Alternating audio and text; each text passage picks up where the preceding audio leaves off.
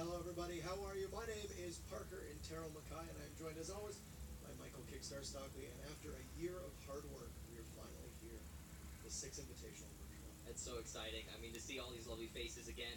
It's been a long time. We've had a long off season since season 6, but here we are, like you said, and we're going to be starting things off today with Penta Vitality on this stream, and that's going to be a heck of a match. So you've got Penta, who qualified as being the champions in Year 2 Season 1. That was the first season that we saw. They were also the champions in Year 2 Season 2. However, the team known as Elevate got that spot. So Penta was actually the very first team to qualify, and Vitality was the very last. So a bit of an interesting change there. They were, of course, the community vote winners. You took 4 teams, one from each region. It was BRK, the team known as Flipside, now Orbless, and then as well was Team Cryptic, was it correct? I believe so. I think so. I want to say it was Cryptic or... No, it was Mantis. It was Mantis. It was the South Korean team of Mantis. Those were your 4 community vote teams, and of course, a heated matchup between Vitality and BRK, proved that the French team was capable of winning. So that's going to be our first match today as we get ready. But I'm really excited. We've got 2 incredible channels. Absolutely. With 8 incredible matches going forward. What are we looking at today? What are we looking at for this matchup in particular as the teams get set up in the lobby? Well, for Penta Vitality, you have to keep in mind it's double elimination, so neither of these teams are going to be facing that elimination right off the bat, but we are looking at a heated match to be sure. Vitality coming in swinging, I think, a lot harder than people are going to expect. Penta, a team we haven't seen play since Season 6, so there's a lot of expectations riding on those shoulders, especially after that roster change with Shate and KS. So they're still up in the air.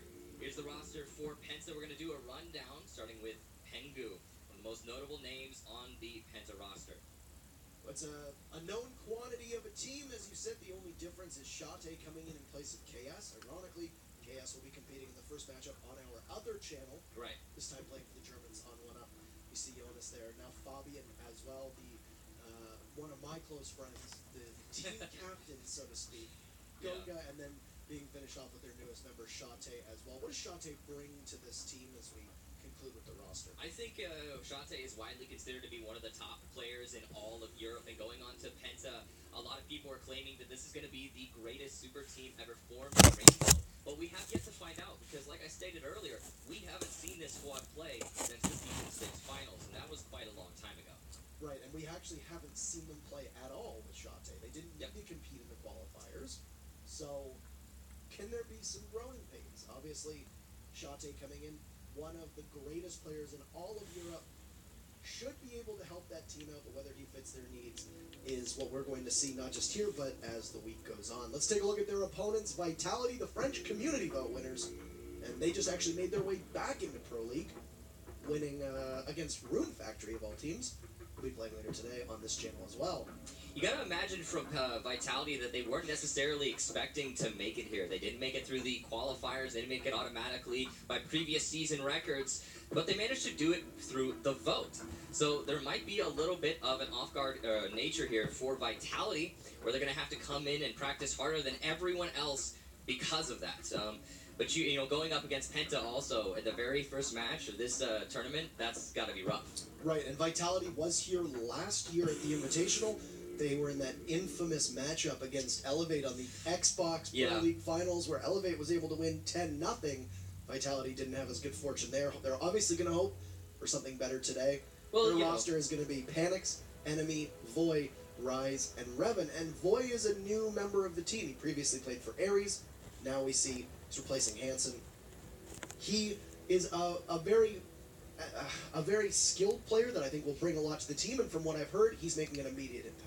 From what I've been hearing about him, he's very well-rounded. Yes. He's also an upbeat sort of person where you kind of want to be around him. You know, he's not the sort of person, and that means a lot in a team format. You know, some people tend to think it's not all about skill. It's not all about your structure and your synergy within the team. It sometimes has to do with how you get along with your team. And Penta is notorious for being a team that they get along really well, but they're also mainly a team that was put together to win matches. So that might be something that Vitality have a little bit of an edge on over Penta going into this match. Either way, it's definitely going to come down to what we see here, because it's been a long time since we've seen either of these teams play. Let's take a look at the bans for this match and see which 3 maps we're going to be playing in this event. And look at that, already all banned out. Penta's taken Cafe, Chalet, and Bank off the board, and for Vitality, Consulate, Skyscraper, and Clubhouse, leaving us with Border, Coastline, and Oregon. So Oregon and Border, Not much of a surprise. Not at all. Vitality banning Console at first. Come on, you gotta know that's Penta's best match.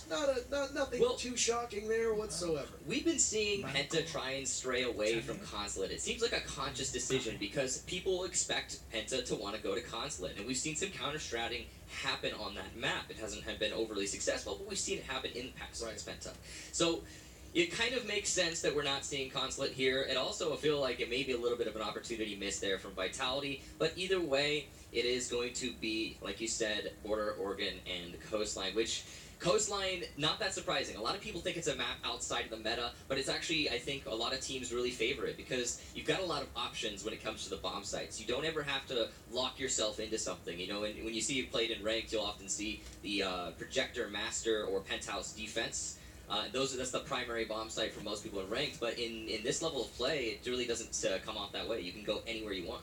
So it actually looks like Skyscraper is the decider, not Coastline, which was left up last time. Our apologies there. So Skyscraper being the decider does change some things. I was actually going to say that if I remember correctly, the only time we saw Penta compete on Coastline was against another French team of Beat Genius. They caused them quite a bit of trouble. Right. Penta was able to win successfully, if I remember correctly, but it was a close 6-5, and yeah, you're right. It's a map where every site is really viable. We saw Penta run a lot of Sunrise and Blue Bar the last time we saw them go there, but we'll start off with Border, then Oregon, and then Skyscraper if needed as the decider. But I mean, the other thing too with Consulate and Penta is that if they start to get better on other maps, teams are still going to ban Consulate because they know how good Penta is. Yeah. So it's basically a free map at that. You're only I believe the saying is it's free real estate because they're going to ban a map that they're still really good at, but they're working on other maps too. You're only going to try and go to Consulate against Penta if you specifically counter-stratted them. But let's take a look at the map rundown before we get into this match.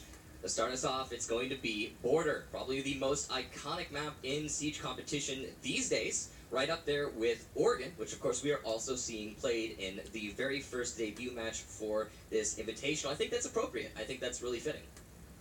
Yeah, it's Border's a great map. It allows a lot of diversity on it because you can attack it with heavy strat. It has a lot of destructibility, so you can make those changes quickly and still be able to get to the site, pressure roamers, pressure those that are playing on site, your supports, your anchors, etc., with the destructibility that the map has to offer. And yeah, we've seen Penta likes to go downstairs at customs, and since they started going down customs, exactly, other teams have now too. But game is ready, and we are going to get underway with our very first matchup of the Rainbow Six Invitational. It delights me so much to say that. Could not be more hyped. Let's get right into the game. And as Vitality starts on attack, Penta will be on defense. Of course, an Armory Locker's going to be the first defense here for Penta.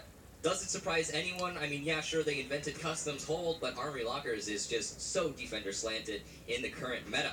Now, we are seeing a Ying on the side of attack, and we might be having a rehost starting off the bat here. We'll see what's going on. We'll see what the admins decide there. But just to start off this round, we do see a Ying on the attacking side for Vitality. And that's something that you should definitely be keeping an eye on, as from what we've been hearing from a lot of the pro players, Ying is very much in the meta, and you should expect to see her in every single one of these matches at least once. And it looks like we are going to have a rehost, so you'll come right back to us.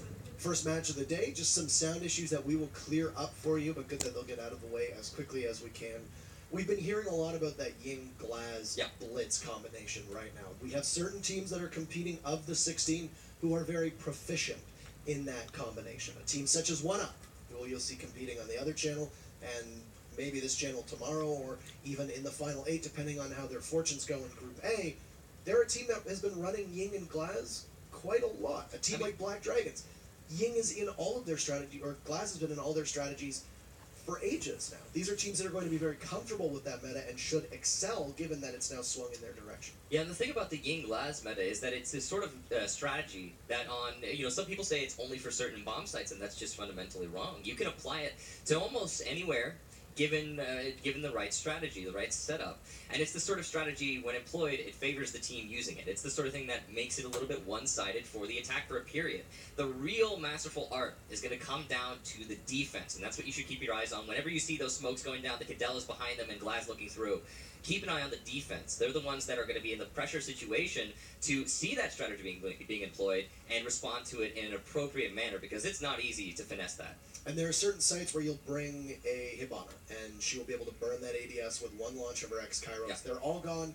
That's going to allow not just both the Glaz's smokes, also Ying's 2 smokes, and then the 3 Candelas to go down with very little interference.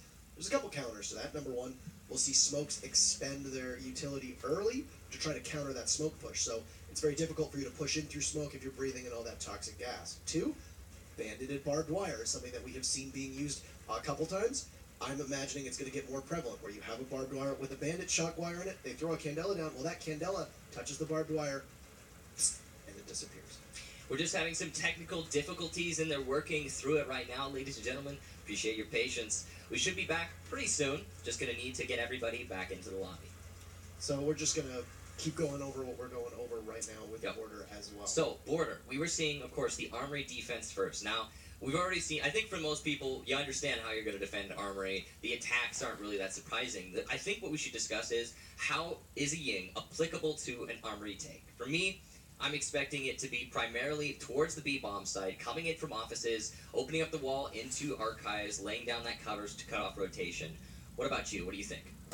We've seen a couple of things with Ying. Number one, you'll see Yings being used to push somebody out of Fountain if they've got a mirror situated there. That's probably that's what essentially the defense are setting up as a beachhead for you, is their primary way of stopping that push inside of office is having control of Fountain. Now, you can push Fountain from inside of CCTV. You've got the wall in CCTV and all the way, or security, or monitors rather, upstairs. Then you've got the hallway and the other wall there. You can shoot through 2 walls and try to push somebody off there. For us, you're seeing a lot of different Ying play. You might see a Candela go down to push somebody off a Fountain. You might see a Candela go over top inside of the actual office itself, right, through that little trellis at the top, and then they can push that way and throw smoke in too. There's a lot of different variants. You might even see a Thermite get used to blow open that office wall. But it does look like the game is back up, and we are going to go into Border. Fingers crossed that all is well. You're going to see Penta start on defense, Vitality on attack, and no Glaz, but a Ying being brought, not too surprising there. Not at all. Seems to be pretty much about the same setup we had last time, and will be the same bomb site. Again, Armory lockers. We will be having another rehost here, ladies and gentlemen, it seems. I apologize for this yet again, but it's something that happens when you're just starting out at a venue. Yeah, right now there are going to be 4 teams playing at all times using a special setup that we have down in the players section. It's just near the practice areas for the rest of the teams. Right. The rest of the teams, I would imagine, are going to be filling in over the next little while. And as you can see, this is exactly where they are. Coaches standing behind them, teams assembled. Yeah, there's Shaz. It's actually quite an impressive facility, so to speak, just because of the fact that you are able to house all 16 teams there. Let me tell you that much. It's actually not that hot down there. No, it's not. It's for that many machines. It's well conditioned, well air conditioned. Definitely a lot cooler than the room we're in right now. And it's very comfortable. So these guys will be got to be sitting pretty and comfortable and ready to play. Now, we are unsure if we're going to be getting started immediately or what the status is of the match, but we'll let you know as soon as we do. In the meantime, you can see them all getting ready, getting prepped for this game. Kiwi, the coach of Vitality, Shaw's the coach of Penta. I really like that as we are progressing in Rainbow Six, not only are we seeing teams and bigger orgs come in, but also the role of the coach and the analyst. And there are certain teams, Penta had 2 coaches when we were in Brazil. We're seeing a lot of teams now not just picking up 1 coach, but sometimes even 2. Live footage of the game as we are just a minute into round number 1. No casualties at the moment. Glad we didn't miss any action. That's fantastic. For those of you who aren't aware, this is a best of 3. Just joining us, it's going to be Border, Oregon, and Skyscraper to round us out in this best of 3. Now, starting off the bat, Vitality going to try and take control over CCTV, which is not at all being contested by Penta Sports. They're instead opting to wait. Rightfully so, as Vitality has taken an entire minute, 10 seconds to establish CCTV control, and are only now moving towards the east stairs. Vitality's going to need to make good use of their time against such a conservative strategy from Penta here. You can see that fountain control right now being held by Goga. That was something that I mentioned about how he would expend a couple Candelas from the Ying just to try and push them off. You'll see some teams will try and fight it. very easy for, if you have a Mute playing there, if you have a Bandit with a C4 there, if you have a Valkyrie there, very easy for them to launch that Nitro Cell over and try to get a kill with it.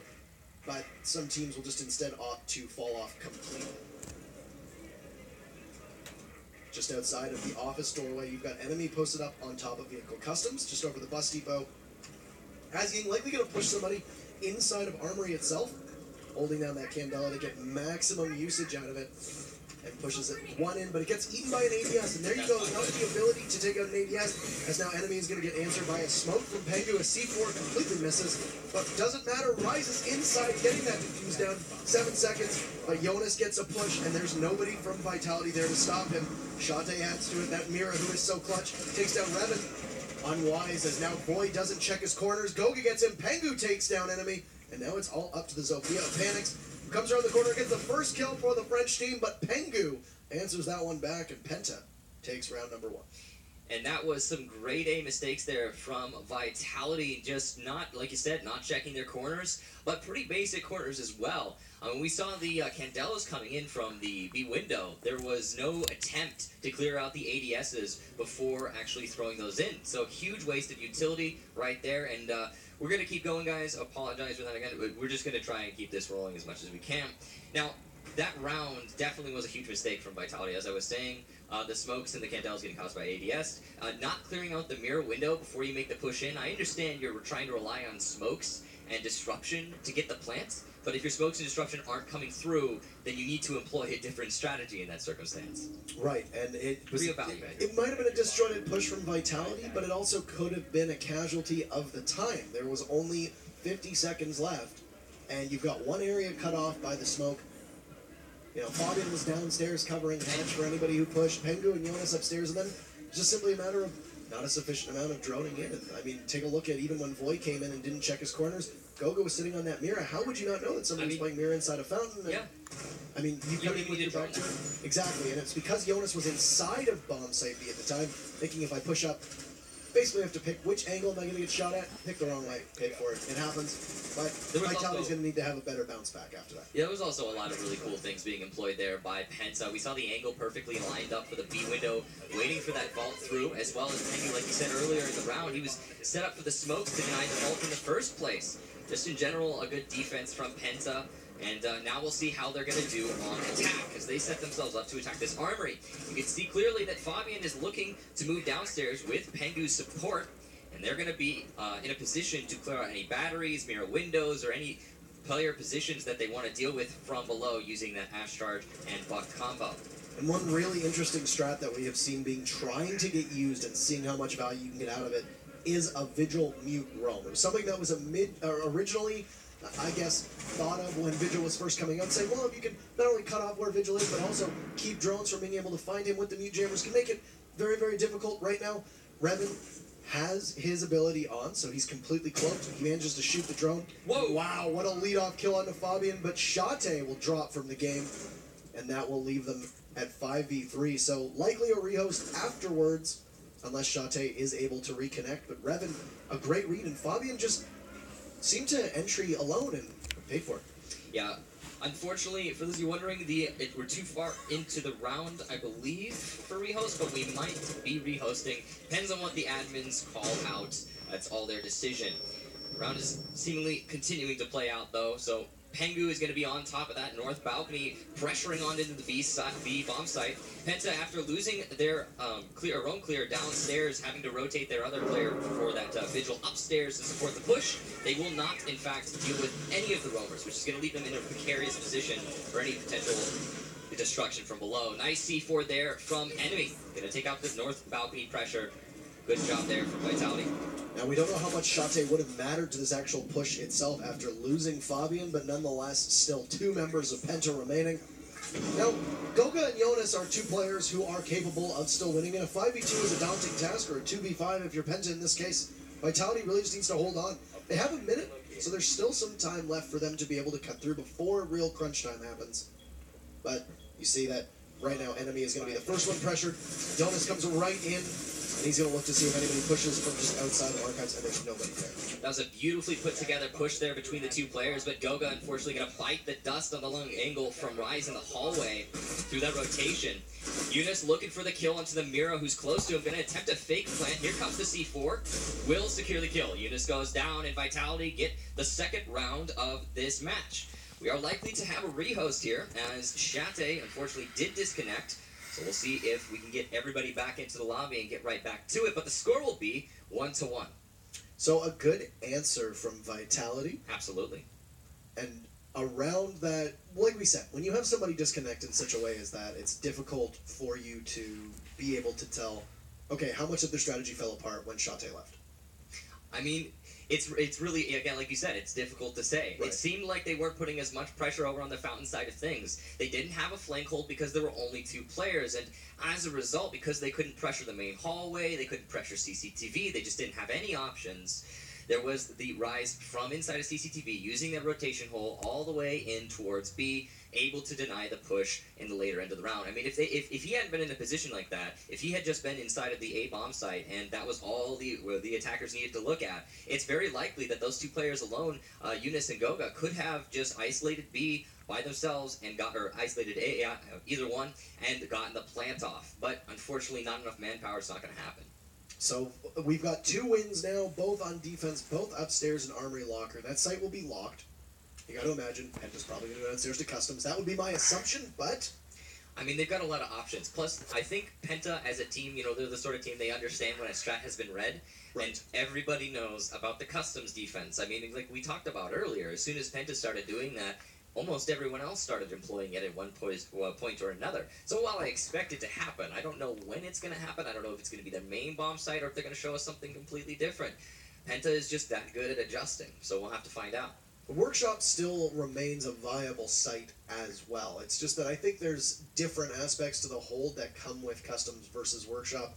Bathroom tellers. Bathroom tellers, we've never seen a good really strat. Want to see that. We've seen it employed, but we've never seen it really all that successful. Right. Even when you win on bathroom tellers, it doesn't look convincing ever, unless all the action's going on outside, which has happened before. And, you know, it's been successful before. It's just not the sort of bomb site I think a team like Penta is going to rely on.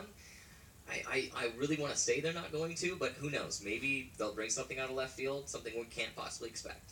I would imagine that we're going to see a lot of things in just the qualifiers, or I guess the group stages, as we're calling them now, if I can use the proper parlance here.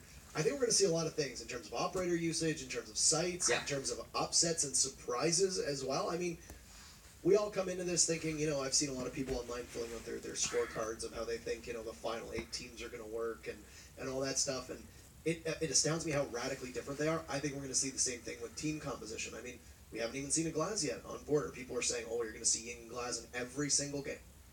Well, Border's, so far, that's a no. Border's not the best map for a Ying Glaz combo. You can definitely use it, right? But it's not gonna. It's not like Oregon. You know, on Oregon, obviously, you're gonna use a Ying Glaz combo when you're attacking the basement. Obviously, that is just so. It's in the meta. And Border, on the other hand, there's definitely situations where it is a good strategy. Like, for example, if executed properly on towards Archives. Unfortunately, Vitality did not manage to get that down right on the first round. But it's something you definitely can do. And clearly, Penta, you saw, they were setting themselves up to counter just that. So we'll see if one of these teams will start using the Glaz, or if it'll just be down to the Ying. I think, honestly, the Ying is the main pushing force in that strategy. Right, and you can make it work. I mean, we're not going to see too much of a blitz either. If that three-way combo that we see of Ying, Glaz, and Blitz is going to rain as much terror down as we have heard, and we have, you know, teams have said in streams. We've definitely heard that. We've heard it an awful lot. I don't think, I agree with you. I don't think Border's that kind of map. Border's a map where Blitz doesn't really work. Too much destructibility, too many different flank routes. It's not like a map like Oregon where you're mostly confined to smaller quarters where you can't really be attacked from multiple angles. With that said, it does appear that we are now ready to rock again, and there's no rehost needed. We're just going to head right back into the game. One of the benefits of running a land build is you can just pause it and come right back. Absolutely. Now, Penta setting themselves up downstairs. As you can see, they've opted to go for Ventilation Workshop rather than the Customs hold. And that, I think, is sensible. It's much more in line with the normal meta, but also it's likely that any team who goes up against Penta will have a counter strat in place. So we'll see how they manage to work it here downstairs. You can see that Penta are putting a lot of utility upstairs in an attempt to delay that predictable push. Camera going onto the light. Well, thanks for that. Now it's useless, Goga. But a wonderful camera all the same. I mean, every time, you know, that's the thing about Valkyrie cameras in this level of play. Every time it gets used, immediately that camera is useless. Most people have seen it then. People always ask, and I think it's important to be able to reference it now because we will probably have a fair amount of viewers who are new to the game. Why do you shoot out around the mirror? So, you shoot out around the mirror so that you get more visual cue on the enemy side of the mirror. So you can see much wider FOV just in general, because those little bits of wood, they're still there. A reinforcement, though, is one very thin layer with these little metal sticks pointing out to hold it in place with the wall. And because it's one very thin layer, it's not a double-layered wall like every other wall, you can cut away at the correct side of the, that layer and have a lot more FOV. So, exactly. Why do you do it? Very simple answer. You see more. You see more. You see more. And there are times when, if you don't do that, there can be people in your blind spot that can punish you if you don't pay attention. I mean, in this instance, the particular mirror window inside of Fountain is actually not very useful unless you cut down underneath it and over towards the hallway. You need that extra visual cue because that's exactly what it's being used for, is to cut off people from pushing in that hallway. Also, just to cut off people who are pushing in towards office, but, you know. Take a look at the setup we have right now. It looks identical to what we saw the first time around that Vitality was not able to pierce, except now it's going to be defending a site on another floor. There's a couple things that come with this.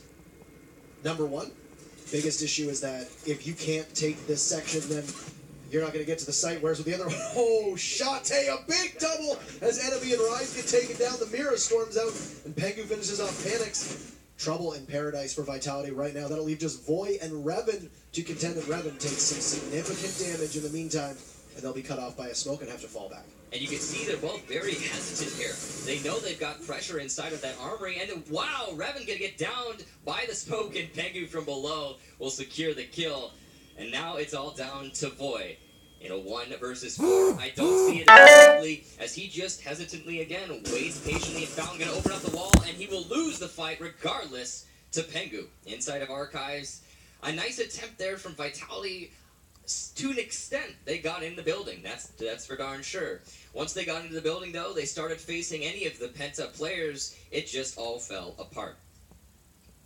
So we saw a couple things happen there. Number one, there was still a bit of a different push on that site or on that defense, but different lack of coordination. So they were really spread out. They were very spread out. We saw a couple trying to take Office, one while pushing Fountain. We saw two trying to detach Shate from that mirror on Armory wall, and what ended up happening? The Penta machine just stepped forward and literally contested them, and they beat them in every single fight. And it's not even so much the strategy that fell apart there. I mean, yes, you yinged Shate, the Mira. You should have been able to get that kill. You didn't. Shate very smartly pushed up and was able to get not just 1 but 2 kills on that. But the other issue was you're just losing your gunfights. Your strats can be great, but if you're taking a gunfight head on, you lose it. That's it.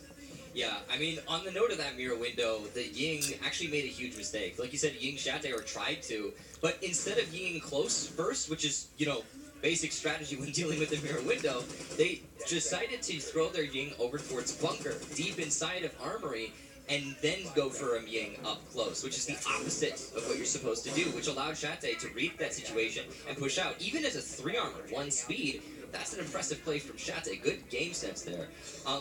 Aside from that, the rest of the team, they were just very spread out. And I gotta be honest, if you're in a position where you're losing gunfights, what you should be doing on attack is stacking up on each other to give yourselves more potential for refrags. And unfortunately, that just did not happen for Vitality. In situations where there were teammates near each other on Vitality, they were unable to get those refrags. Now, successfully, Penta has opened up the mirror window in towards Armory and will force out that bandit.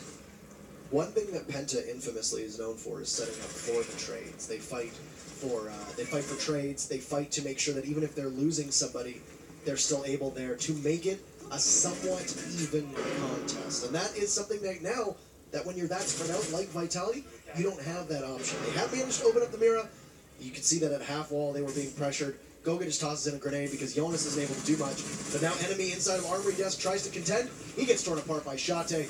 Enemy down. Now 3 members of Vitality are remaining. And they are also down in Workshop. So now Penta's been able to do something in a minute that Vitality wasn't able to do the entire time in round 2. And this is the first successful, at least to start anyway, this is the first successful attack round we've been seeing. And they've got a lot of dominance here on this top floor as they move their way likely downstairs later. And I think they forced every single one of the roamers down to the bomb site. So now they're going to be at the mercy of the Buck, Ash, and Zofia combination. They still have the smoke up, they still have a mirror, they still have a pulse. Those are 3 operators that are all very good in the dying minutes of a round. A C4 will take some health away from Penta, but not enough to claim anybody whatsoever. I like that both teams ran a castle on this site. That's not something that we don't see it in every single strat, but usually you're running a castle here more so than anywhere else. Shate just inches away from taking out Void, but Void manages to find security in that server stack, as now Shate will return to the doorway at the bottom of the stairs. Yeah, and the smoke's still alive. As I say that, he is going to die. Goga from above, using his buck correctly. Ravon will be able to get the refrag onto Shate, though. It's a very important kill, and a down and a finish from Rise onto Fabian. Seems like Penta's falling apart here in the last few minutes of this round. Eunice gonna, though, finish off Ravon, and now it's all down to Rise in a 1v3, and it's not gonna happen. Eunice from the hallway will finish off Rise, end this round, and put Penta now in a decisive lead of 3-1. A good crossfire, sees the mirror back up, and then just goes for a simple bullet pen through the wall. And that was, they did start to fall apart. I would argue that Shate was a dead man walking at that point because he only had a sliver of health left. But, I mean, we've seen somebody with under 20 health be able to, win a 1v3 just because the way everything works with mechanical skill, the actual destructibility depending on the operators left as well. I mean, we've seen people with 1 HP clutch out those rounds. I mean, anything's possible as long as you can hit the headshot and the enemy isn't capable of hitting you. Anything is possible. Now, Penta upstairs in towards the armory again. They will be able to go up here despite having 1. I mean, this is how it works in competitive play. For those of you who are new to Rainbow Six and Ranks, yes, you have to go to other bomb sites here. You have the choice of going upstairs right after you have won another round. Sites are unlocked. Sites. So a very easy way of putting it is if you win a site as a defense, you cannot go there the next time. But the time after that, you can go out. Any other time. So they have the option to go back upstairs. They're smartly going to take it. We have seen some teams win sites, then go to a separate site on a 3rd opportunity. Right. Just mostly, I would imagine, some form of mind games or maybe for stratting. But, I mean, Armory Lockers is indisputably, I would say, the best site to defend on this entire map. A bit foolish maybe if you decide to go somewhere else. We've seen teams start off on bathroom tellers, and what happens? They lose. Yeah, and they lose. It doesn't start the game off great for them. With Penta, though, they're going to go up to the site that they know best. You had Fabian roaming downstairs. You see he's still downstairs, so not too much of a surprise there. Playing underneath the hatches, waiting just for the entry to try and maybe get a late kill, or if somebody decides to drop and flank through one of the open hatches. But Vitality storming inside now, taking control of East Stairs. They had Revan entry alone last time, too. And he ended up being one of the last alive, but looks like he's largely droning himself in as Ash. It's really worth mentioning how inefficient that is. Not a great start. No. And it has put it in a position now. We've spent an entire minute.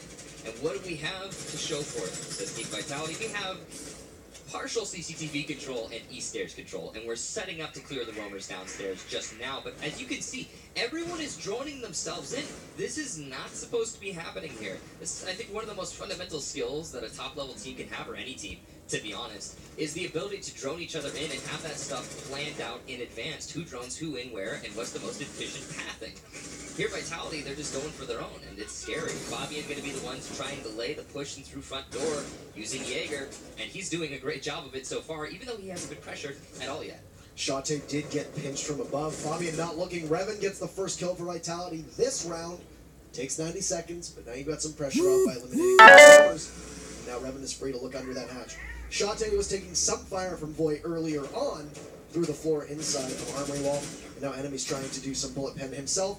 Can't capitalize. Shate got a kill, joined up by Jonas. There's now enemy down. And we're going to leave 3 left for Vitality.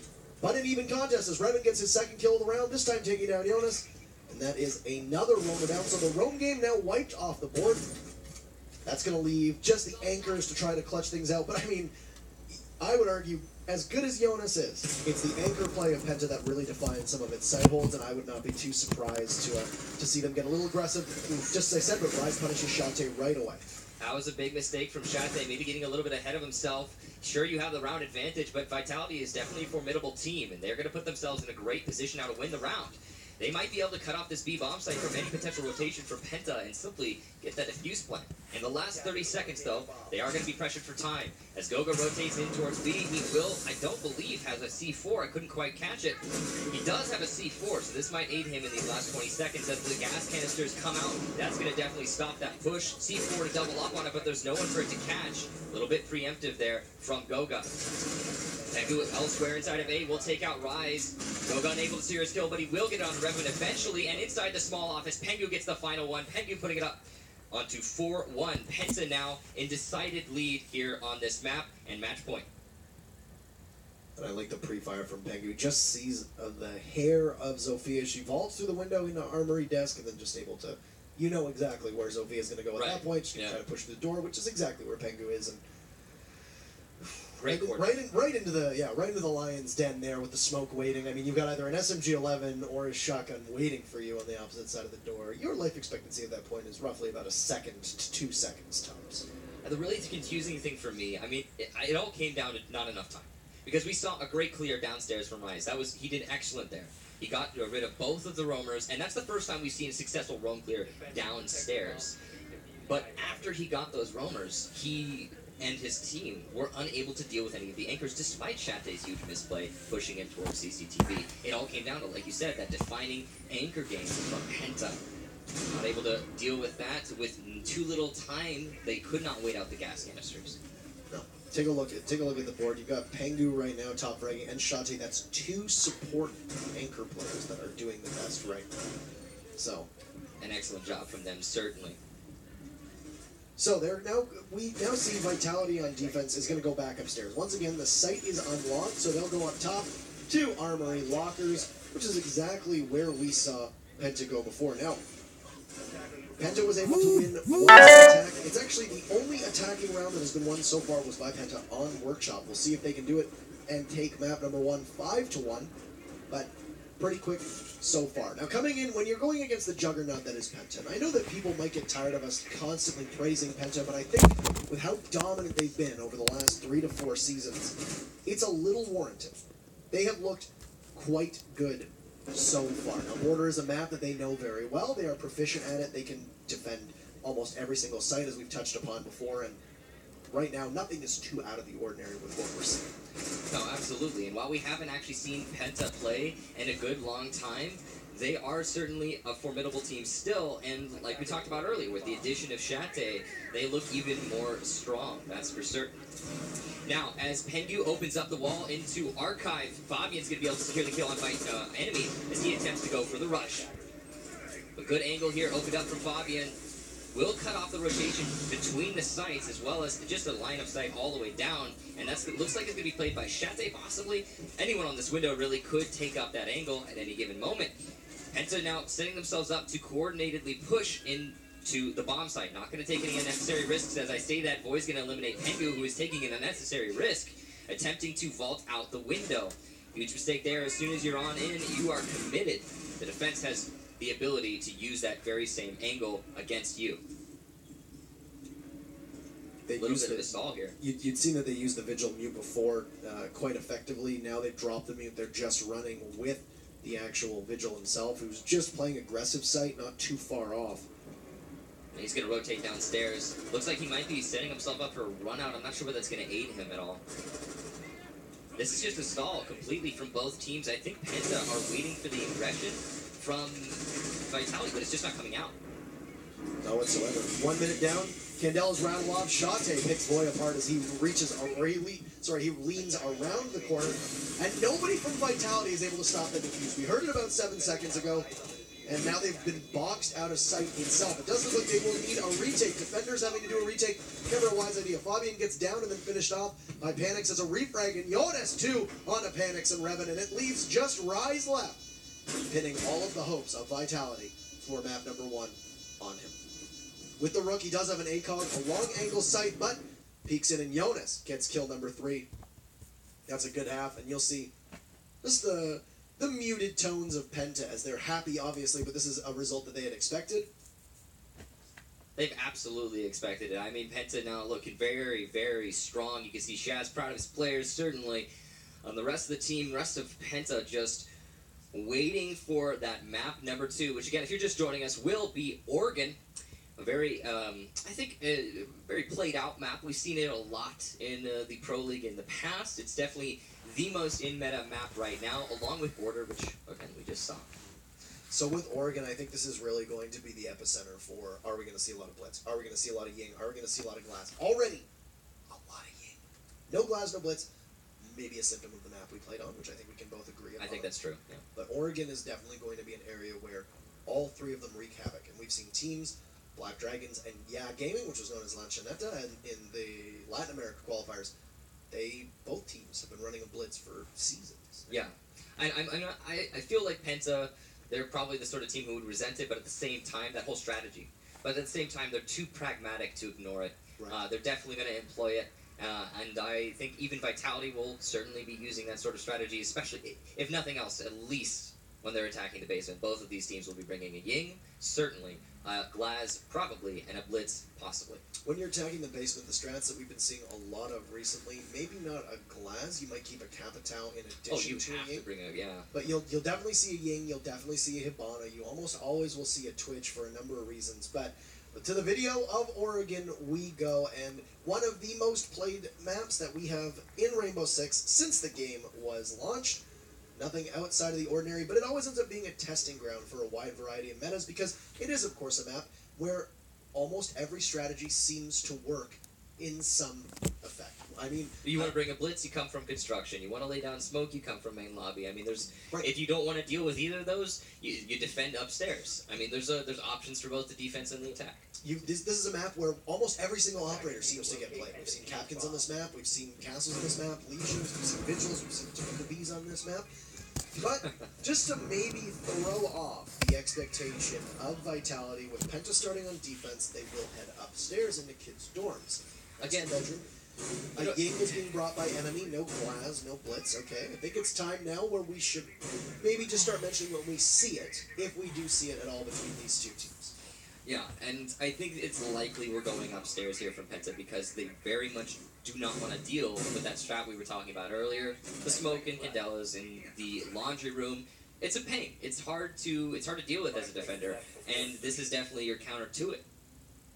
So, with the defensive composition, Fabian running the Legion. Legion sees a lot of play on Oregon for a couple reasons, and we always mention it because I think it's always worth mentioning. There are usually only so many ways that you can attack a site in Oregon. Legion's value is directly related to the amount of avenues in which you can get to a site or get through a narrow corridor or a flank route, because he does have now 8 traps available if he survives till the very end of the round. All of those do 10 damage when stepped upon. They also provide an audio cue to know where they're pushing from. A lot of times, if a trap goes off, you know realistically that there's somebody nearby and where they could be. And I think you get them all about 45 seconds earlier than you used to before his buff, that's I think the biggest thing. You just get so many more traps so much quicker. Now, speaking of traps, Fabian's going to be the defender down in the kitchen, who will be trying to hold off Panix, Voy, and Ravon, who are attempting to clear him together as a unit. Good drone work coming out here from Void for his teammate Panix, who's attempting to flank around the bathroom using that rotation hole. Goga's going to try and support Fabian from the side, but Panix from behind will eliminate Fabian. Will he get Goga as well, or will the free frag come out? Goga a little bit distracted from his flank. He lights up Panix, but unable to secure the kill. Void's still inside of Cafeteria. He could potentially line up this grenade for a perfect kill and get these roamers dealt with, but no, he will miss. Grenade a bit premature there. Yeah, a little bit. And now Goga's going to be conscious of the two-way pressure. Will he fall off, or will he try to delay even further? He's done a good job so far. Ella was an operator we saw barely any of on Border, and I just noticed that now. Wow, I didn't even think about We that. almost saw none of Ella on Border whatsoever. This might actually be the first time we're seeing her play, if I remember correctly. I don't want to go that far. Can we go that far? Well, because think about it. Pengu gets first kill onto Voy. They were running a Jaeger and a Bandit, and then on site play, they were usually running a Mira, a Valkyrie, and a Storm. We almost saw no Ella whatsoever. That's insanity. So, Fabian first one down. He's going to lose out on some of his Legion traps. Shate eliminates Rise before enemy takes Goga down, so the trade At that point, we'll, I guess, lose one apiece. Now enemy comes in, he takes down Jonas 2. You can see he's going to slow peek around that corner. That'll leave 3v2, but Panics has next to no health. It's almost impossible to see from above. Shate losing half his health. That's going to put a lot of pressure on Pengu on site itself as now they start to push. And they're taking white stairs first and foremost, which Pengu is right above and will be waiting for them. And that is a great corridor and choke point. You can see now one more pressure up onto the window itself. But Pengu's just underneath big window at the moment. He sees the ash. Panics doesn't last very long. Candelas will blind the smoke of Pengu. Oh, Shate has the diffuser on Master Balcony. He doesn't need to move, and that's going to force the attackers to rush him. So now the attackers will need to take the site, and Pengu and Shate, a quick one too. And Vitality eliminated that round. Diffuser was down upstairs. Shate just needs to wait, and I mean, how many times are we going to say don't go frag hunting? And exactly. Penta just waits. And round number 2 will go a successful defense for Penta. They have yet to lose on defense so far in this matchup. So here's the thing. Vitality, the strategy that they employed was clear out the roamers downstairs. But once they had done that, or at least forced them back, they didn't use their control downstairs for anything at all. Clearing out the roamers underneath the site, just for the sake of clearing out the roamers underneath the site, is not a good strategy. Once you have that control, you need to use it to open up the floor underneath the anchors. Now sure, their buck did die, but you could still get the hot spots with just rifles. It's possible, and it's the sort of thing that you need to have planned out ahead of time as a team. It's the sort of thing that these players should be capable of, and we have seen done by many teams in the past. So unfortunately, Vitality locking themselves into a, hey, let's rush up white stairs strategy after clearing out those roamers, no matter, even if it was just Pengu, it probably would have been a successful run for Penta. And all of that aside, the diffuser was down on Master Balcony, which is just, it's confusing as well, because the strategy is coming from downstairs towards B bomb site, and you've got your diffuser all the way over on the side of A bomb site from Master. I mean, what's the strat there? In their defense, here's what I would imagine their strategy was. They knew Shate had eaten some bullets, so he had some damage that he had done to him. He was a little weak. They might not have known where he was. He was fighting the diffuser and Master. Okay, so that essentially would mean that it was a 3v1. Now, because of that, Pengu is at the top of white stairs, but you've got 2 members of Vitality who are full health. You feel if one of them sprints in, like Ibanu's at 3 speed, breathes in some of that gas and pushes Pengu, there's a Ying there behind to hopefully fight for a trade. That's going to leave just Shate alone. You saw Revenant started to rotate over to Big Window. Pengu read the situation very well. He moved up to Big Window, pressured the ash, and while the smoke was lingering over top of white stairs, he was able to get back in position before Vitality had their bearings and knew to push. Lead-off kill is going to go to Voy as Pengu goes down, so a reward for his great play last round is an early death, just under a minute into round number 2. I mean, all that aside, they did end up losing the round, and as enemy attempts to vault outside the west windows, he will be eliminated by Shate. Panics with the rotate hole for Ella. Now we're seeing the Ella plays come out more likely. Fabian is completely disoriented from Ella, but the Panics of Vitality, a bit of a panic himself as he was Candela, and that's a very quick kill for the Ying to be able to pull off. You've lost your Legion, as well as your Ella advantage in favor of Penta now. And we still have half of the round to go, and once again, you've got 1 roamer and 2 anchors left for Vitality just to handle. You can see Eunice and Goga joining themselves into Meeting Hall. Fabian coming down from the main stairway in the lobby, and they're going to try and force out this hold in Meeting Hall. And I think they've actually done that successfully. It looks like Rise has fallen back, and all of the Void has gone all the way back to construction, so now they're going to start on that main lobby take. However, like you stated earlier, I believe, they have lost their Habana, which means the drop-down will not be opened up. They're going to have to do a bare bone just by pushing down the main staircase. It's going to be dangerous. So huge first pick for Vitality, answered back, and now you're going to have to funnel. Funneling empowers a smoke. It empowers any operator who has a C4, because not only can you stop the push dead in its tracks, but also potentially bring a couple of body victims down. Now look, on the stairs, a conga line of Penta players, as they are just waiting. There's all 4, every single member lined up, and you're going to see the Candelas go out, and I'm assuming it's going to be a smoke flash strat. Revan's going to exchange 1 smoke. Rise takes out Goga as they enter. That's 3-3. But Revan down inside of that cubbyhole. Voy on the flank, drops out of attic. He's going to push through meeting. 1 hatch is open. He'll drop inside a pill, and the Mira will see him. But Rise ends back to the diffuser. It'll go off quite well as Revan bleeding out inside of closet. hitting the 1/4 mark. Fabian sees the Jaeger go by, and oh no, they go for the revive. Fabian gets a double as Rise is able to finish off Fabian, but now it is 2v1 in favor of Penta. Jonas and Shate just watching. Jonas sees the head of the Mira, cannot capitalize. Rise able to get back to safety. Shate just needs to wait as Jonas sits on the stairs. Rise peaks and doesn't last too long. The Finn from Penta just sits, the two Finns rather, just sat and waited, and now Penta up 2-0. Yeah, something that's not talked about very much is now Penta actually has 2 ex-Ents players. Jonas played for Ents a good long time ago, back in the earlier seasons, and now he's got his brother of Shate, well, not literal brother, but brother-in-arms, so to speak, of Shate on his team with him. I imagine that's some good camaraderie there. Now, they are up 2 rounds here, very decisively, I would say, on Oregon. And it's going to be now a forced laundry defense here, as their only other option will be kitchen or tower, which is not 2 bomb sites you want to be defending, that's for sure. The question is, how are they going to be defending this? Because we are having a Ying coming out from enemy on Vitality, no Blaz, no Capital, which I think is actually a little bit more important to note, and no Blitz from Vitality. They are going for a little bit more of a conventional old-school setup. Penta will be castle barricading off the meeting hall. That's very interesting. It looks like they're going to focus on using meeting hall just for that rotation into kitchen, which I understand it makes sense, but that's going to put more pressure on that west side roam should you choose to employ it as a defensive team. I'm going to imagine that the reason why you're bringing a Thermite is they're going to do a split push. Either they're going to use that Thermite to pressure inside of meeting itself, or you're going to situate Thermite down by construction and have him try to push in through blue. It looks like they have spawned over by construction. Question is, are they going to use it? Are they going to actually push that? Because generally, I think for most people, attacking construction is a less effective strategy than just going through the main lobby. However, since it's such a predictable thing in this meta, maybe this is the right call. We actually don't know what the Thermite is right now. He didn't look like he was joining them in construction, so he's now over by construction, just by rear tower or backstage rather. It's just a prep stage for attacking construction. You got to take tower first so you can deal with those roamers. Speaking of which, Pengu is going to take out Void.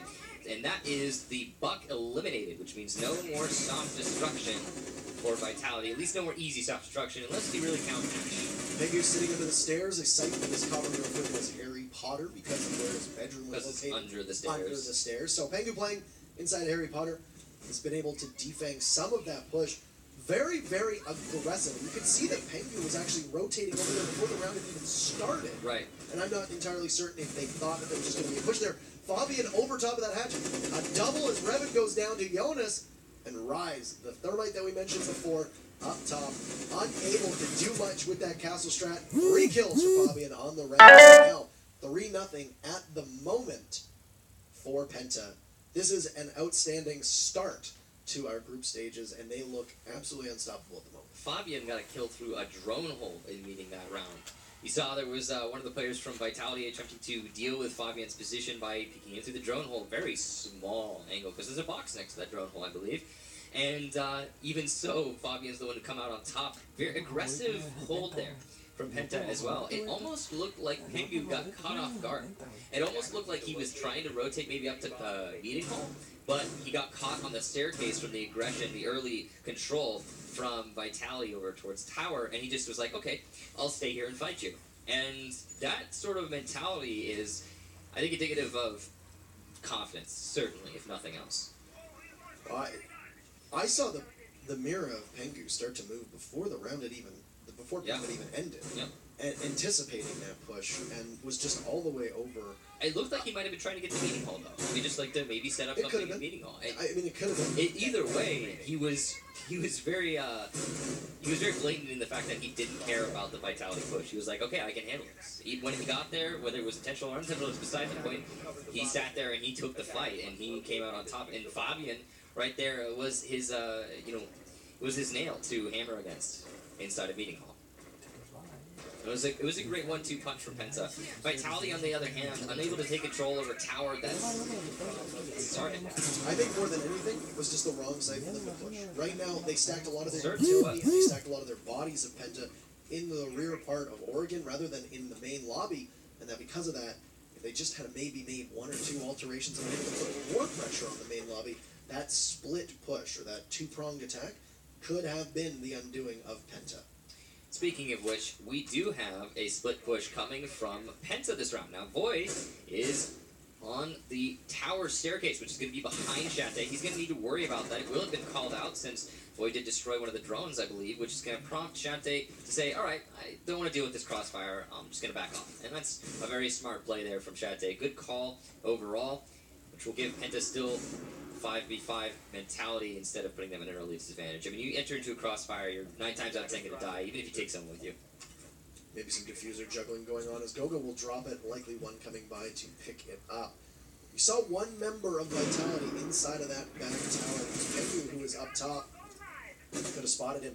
Goga inches his way up top of White Stairs. There's an Ella up there, and oh no, cooks a frag. It'll go off, but panics. And just a hair as a huge C4 from Rise as Shate and Jonas go down, and they're all dead. Fabian and Pengu fall too, as Panics gets 3 as Ella. And oh my word, what an answer from Vitality. It is 3-1 still in favor of Penta, but that is as swift as they come. And that was an amazing triple kill there, I believe, from Panics with the Ella. Good position at the top of those White Stairs. More often than not, you don't see a West Side roam work on a defense hold, but here it certainly did. Good job from Vitality, and they are still alive in this match. We might see them start to struggle back, try to get more rounds after that. That's got to give you a lot of confidence. That was a great read by Vitality. Absolutely fantastic read to know where the push was coming from. Penta had no answer whatsoever. They looked a little listless.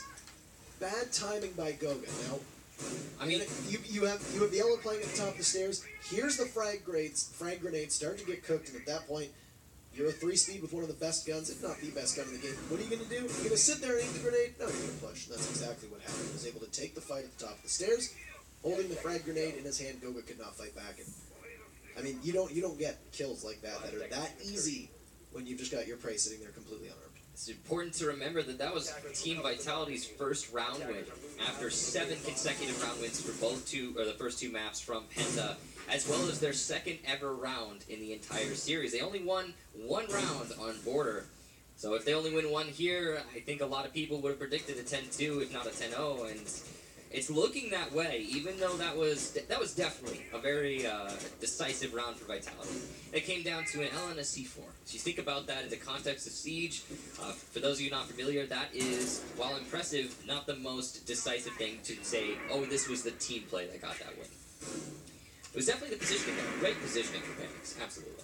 And keep in mind that they were, if I remember correctly, they were also attacking downstairs. That was a failed roam clear. That's all Penta, that was. Yeah. Penta lost in the roam clear, didn't even have a chance for the anchors to be able to do much on this. Nonetheless, you see how heavy the roam is right now for Penta. They are defending back downstairs. They are defending upstairs, rather. But they are holding it downstairs. But they are holding downstairs. Yeah. So, Vitality, they're going to be doing the same exact roam clear they employed last time. This time, though, they don't have a buck.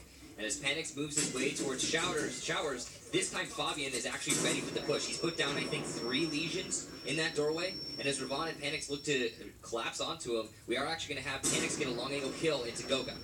Fabian will get the refrag, though. Good snack from him. Will he get the second? He will. Fabian doing great work with this Legion on this round. And Rise now the last roam clear inside of Cafeteria as his teammates are pushing elsewhere. He's going to move into the hallway. Fabian, he knows he's inside of this bathroom. Flashes go down, but will he win the fight? He will. Only 75 HP, though, left to show. And Shate challenging onto the window will get a kill. An amazing headshot there on the point. Oh, it is not often that you are able to see any defender be able to outpeak a glass, especially when that glass can hold that tight angle to the top of White Stairs around the bomb, but Shate makes it work and makes it look pretty easy, too. Now, Fabian had lost a lot of his health in the engagement inside of the bathroom downstairs. Yep. It's going to leave just Rise left, and he was able to soften up the 3rd member that was able to finally take him down, which was Panics, as Goga had lost his life early on trying to fight for the trade. Shate, 2 very important kills as he eliminates both the Ash, it takes out the Glaz, and then, waiting for the push upstairs, takes out, I believe that was the Hibana. And now we are on match point. Series point as well. Series point, keep in mind, the way that this works, as Matt Andrews said earlier on in the broadcast, Vitality would go into the loser's bracket. If they lost again, that's it, they're out. If Penta wins their next matchup, they are in. So that's basically what we are looking at right now. You need to win at least twice to go on. Right, and that's just how the group stage is going to be working out. Penta, though, looking like they're going to get their first win very early on here. A nice...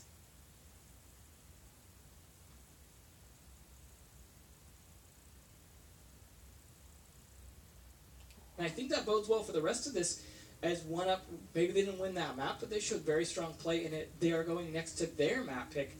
So the question is, was that picked for a good reason, or... I mean, you look at it, this is a map that EG are famously strong on. Absolutely, yeah. So, sure, we didn't see 1UP able to take it, but they definitely pushed them to the edge. They at least took them to overtime. Now, we're getting ready for map 2. Yeah. So, this should 100% be a bit more, a bit less one-sided in terms of like which team has the most experience and is much more well known. Yeah, playing on. I mean, it'll be interesting because we've seen both these teams willing to play some Vigil, right? And this is a map that I think Vigil actually works pretty good on. So this will be a chance for them to really kind of show off what that could do. Maybe this isn't as much of a map for Hungary on that Ying, but there's still plenty of utility for it here. It's just the downside of that there isn't, for attacking basement, you can't do the fuse style cluster charge for it on the floor, but you can still throw down hatch, you can come down the stairs with it. I imagine the Glazig meta is the one, this is the site that we talk about it all the time on, so this is probably where we'll see it even more than the last map. I mean, it's just not as much for the upper bomb site. When we talk about pushing a basement, or at least talking about the Glazing meta, we're 100% talking about a 1-1 push on Laundry. Basement, Laundry, Yeah. on Orc. That is, if you don't have that attack and defense locked down in your mind and in your team just practice, you're not really going to go that far. Yeah, and this is the thing you have to keep in mind too. A lot of these teams have been trying to boot camp how to counter it. So if we're going to see a counter to it, it might be from EG here on this particular bomb site, because we know that 1UP are going to probably do it. And EG have probably been working on something, because we haven't seen them in qualifiers or anything like that. They've been boot camping, they've been working on this stuff, putting together strats. If we do see a counter, it would be very interesting to see how that works, because this is the first day of 6. This is the chance, if that gets shown and other teams pick up on it, maybe that meta just won't be as effective as we thought it would be for this entire thing. So Oregon coming out this early is great for figuring that out now, especially between these two teams. I wouldn't be surprised if we see a blitz. That would be interesting. I feel like most of the blitzes we see were from Yuna. Yeah. Example of the Unit's definitely playing later on today, so I can't wait for an Oregon if they get to that. There was a Kitchen. I would love to see Kitchen played here from one of these teams if they've really figured out something. I feel like EG has worked. They used to pioneer a lot. They were the first team, for example, to play back when they were continuing playing upstairs on the master bedroom of Chalet, for example. They're the teams that would pioneer other bomb sites before Flipside kind of became that team. So I would love to see that, but of course we're going to start off on Laundry Supply Room because, well, that is generally where you start. We'll see if that works out for this team, though. Nothing too crazy from the teams, although Canadian bringing out the Zofia here should be interesting to see how that factors into the play. Here's that mirror there from KS. You said we hadn't seen him play the mirror yet. Now he's going to do so, saying, Vale, you've got another job to do over on... Yes. Here. I mean, this is the signature map, signature site for KS. But they do have that Capital, which is the signature counter to that mirror as well, trying to get that Capital bolt behind there. Interestingly enough, Canadians going for Zofia instead of going for your usual Ash, which I think makes a lot of sense. They're very close in terms of what they can do. Obviously, Ash is more...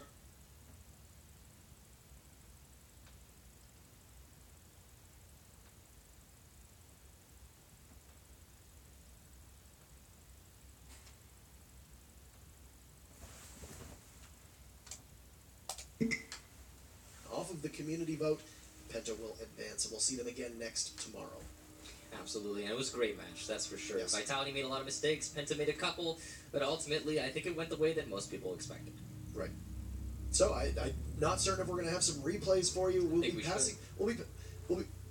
We'll be passing off to Matt, I believe, first in just a moment, just to update you on the next matchup. Next on the docket is going to be Team Liquid versus Room Factory. Now, Liquid is one of the largest orgs to have stepped into the game over the last month or so, and one of the largest orgs that we have in Rainbow Six as well. They picked up the team that you knew a couple seasons ago, mostly as BRK, They had abandoned their org, or left their org rather, or picked up a new roster, and the team that was called MOPA picked up Sexy Cake, and then now playing under Liquid. They play Room Factory, which finished first in the European Challenger League last season, and funny enough, they lost out on getting to Pro League in a matchup against Vitality, 4 Russians and 1 Swede, versus the 5 Brazilians of Liquid, and that is going to be a lot of fun. Absolutely. We'll see you guys in a bit with the replays.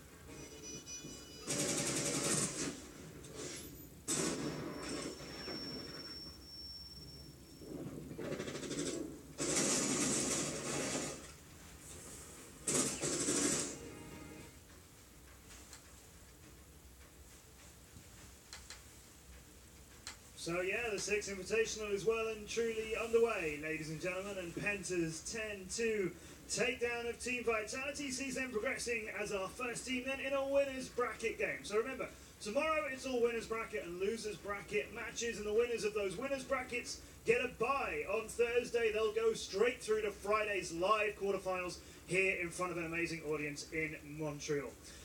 Team Vitality will need to come back from that loss in the losers bracket tomorrow. Meanwhile, over on our other game in Group A, which is Evil Geniuses against 1UP Esport, Evil Geniuses took the first map 6-4.